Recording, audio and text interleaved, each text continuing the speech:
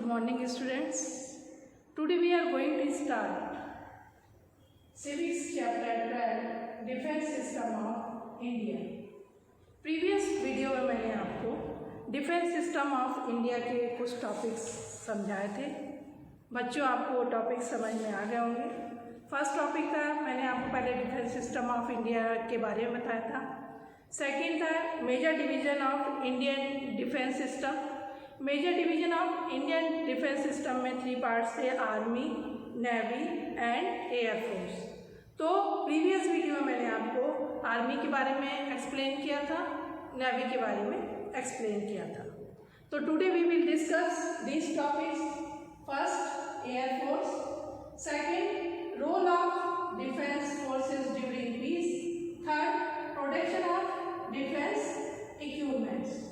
तो हमारे इंडिया के डिफेंस सिस्टम में 3 चीज़ें रहती हैं, आर्मी, नेवी एंड एयरफोर्स। तो आज मैं आपको एयरफोर्स के बारे में बताऊंगी। तो एयरफोर्स क्या होता है? The air force plays a vital role in the defence of a country. The vital task of air force is to bombard the key and sensitive arm installation to destroy transport system and communication of the attacking country. The Air Force helps in supplying arms and foods to the army. The Air Force keeps vigil on the borders of country in the sky. The Indian Air Force has more than 1,000 aircrafts and helicopters. The main types of the Hunter, Ajit, Kiran, MiG-21, MiG-23, MiG-24, MiG-28, etc. तो जो Indian headquarters of the Indian forces also situated in new Delhi.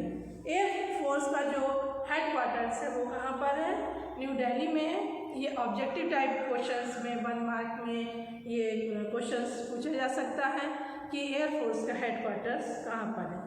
तो किसी भी country के defence में air force, किसी भी मान लो हमारा इंडिया है और इंडिया में यदि हम डिफेंस सिस्टम को देखें तो एयरफोर्स एक बहुत ही मेजर रोल प्ले करता है। एयरफोर्स का मेन टास्क होता है किसी की और सेंसिटिव आर्म इंस्टॉलेशन को बॉम्बार्ड करना और अटैकिंग कंट्री के ट्रांसपोर्ट और कम्युनिकेशन सिस्टम को डिस्ट्रॉय करना। मतलब क्या करना है कि कोई अटैकिंग कंट्री के ट्रांसपोर्ट और कम्युनिकेशन सिस्टम को क्या करना है? डिस्ट्रॉय करना, मतलब ख़त्म करना है। एयरफोर्स आर्मी को फूड और आर्म सप्लाई करने में हेल्प करता है। एयरफोर्स कंट्री के बॉर्डर्स की देखरेख करता है। एयरफोर्स क्या करता है? जो कंट्री की बॉर्डर्स होती हैं, बॉर्डर्स लाइन होती हैं, उनकी पूरी तरह से देखभाल करती है।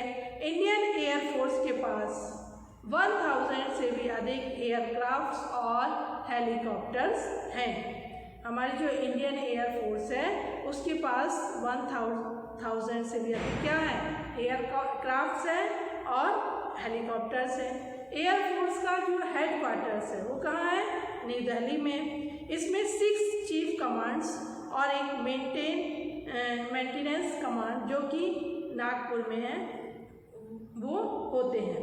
अब मैंने एक टेबल बनाई है और उस टेबल में मैंने the rank of officers in air force के बारे में आपको समझाना चाहती हूँ कि जो एयरफोर्स के ऑफिसर्स की जो रैंक होती है वो क्या होती है।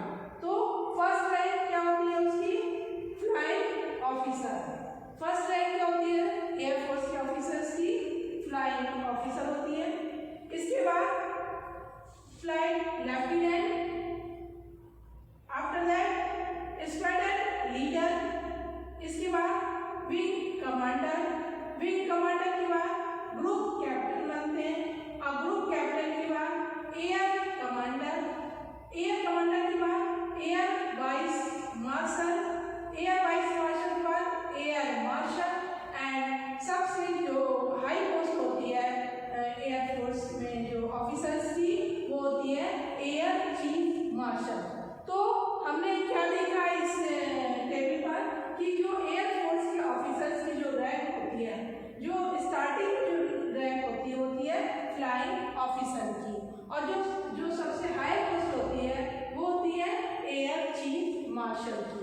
तो बच्चों आपको ये टेबल समझ में आ गई होगी। अगर आप कभी भी आपके जीके के क्वेश्चंस में भी ये क्वेश्चंस पूछे जाते हैं कि एयरफोर्स का जो हाई पोस्ट होती है वो क्या होती है, तो एयर चीफ मार्शल होती है। तो बच्चों आप इस टेबल को लर्न कर लीजिएगा और याद कर लीजिएगा। नेक्स्ट टॉपिक पर मैं आती हूँ, role of defence forces during peace. Role of defence forces during peace क्या होता है? Besides defense of the country from invasions, the defense forces are also deployed in a number of other ways for the service of community, such as at the time of floods, earthquake, or other natural calamities, accidents, etc. They have also assisted the UN in peacekeeping activities in different countries of the world. For example, our forces have rendered admirable services in Korea, Gaza Strips, Congo, Yemen and other places. तो role of defence system during peace, defence system का क्या role होता है during piece में? किसी भी foreigner के इन्वेशन से डिफेंस के अलावा हमारे डिफेंस फोर्सेस कई दूसरी चीज़ें जैसे floods, earthquake, other natural calamities, accident में भी इनकी सर्विसेज ली जाती है। किसकी? एयरफोर्स की जो सर्विसेज होती हैं वो ली जाती हैं। इनकी सर्विसेज यूनाइटेड नेशन की पीस कीपिंग एक्टिविटीज़ जो डिफरेंट कंट्रीज़ में होती हैं उनमें भी इनको हम लेते हैं।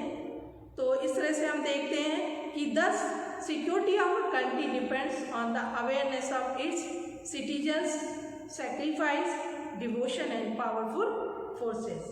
नेक्स्ट टॉपिक है protection of defence equipment. Defence equipments के प्रोटेक्शन या उनका उत्पादन कैसे होता है? इक्विपमेंट का मतलब होता है वहाँ पर जो डिफेंस के लिए जो भी औजार बनाए जाते हैं, जो भी सामान बनाया जाता है उसके बारे में उनका प्रोटेक्शन कैसे होता है। तो many type of defence system, defence equipments are needed for the protection of country. The defence protection activities are divided into two groups. Departmentally run ordnance factory, आप लोगों ने बड़ी बड़ी सिटीज़ में देखा होगा कि वहाँ पर ऑर्डिनेंस फैक्ट्रीज होती हैं। और डिफेंस पब्लिक सेक्टर में the arms, ammunitions, tanks, vehicles, क्या क्या चीज़ें बनती हैं वहाँ पर, गन वगैरह बनाई जाती हैं, टैंक्स बनते हैं, व्हीकल्स हैं, और आर्म्स मतलब हथियार वगैरह बनते हैं, मतलब देश की रक्षा करने के लिए। ये कहाँ पर बनाए जाते हैं? ऑर्डिनेंस फैक्ट्री होती है। जबलपुर में आप देखेंगे कि वहाँ पर बहुत बड़ी ऑर्डिनेंस फैक्ट्री है और आर्मी का बहुत बड़ा एक एरिया है, वो पूरा वहाँ पर आपको देखने को मिलेगा।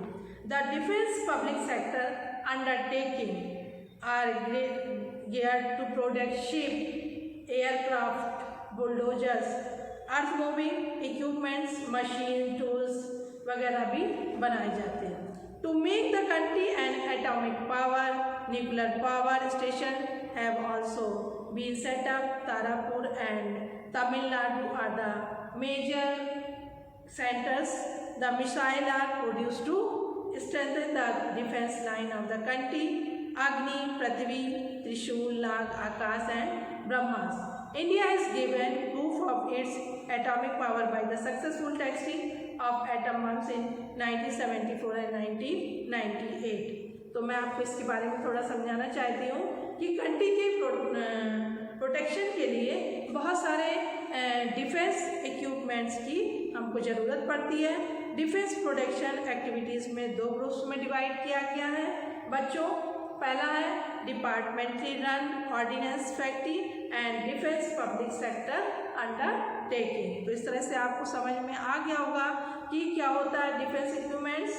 आर्म्स, जो भी हथियार बनाए जाते हैं, एम्यूनेशंस, टैंक्स, व्हीकल्स एक्सेट्रा को ऑर्डिनेंस फैक्ट्री में बनाया जाता है। कभी आपसे ये क्वेश्चन किया जाए कि डिफेंस इक्विपमेंट्स कहाँ बनाए जाते हैं, तो आप आंसर्स दे सकते हैं कि डिफेंस इक्विपमेंट्स ऑर्डिनेंस फैक्ट्री में बनाए जाते हैं। डिफेंस पब्लिक सेक्टर में ships, aircraft, bulldozers, earth making equipments, machine tools etcetera बनते हैं। कंट्री को एटॉमिक पावर बनाने के लिए न्यूक्लियर पावर स्टेशन सेटअप किए जाते हैं।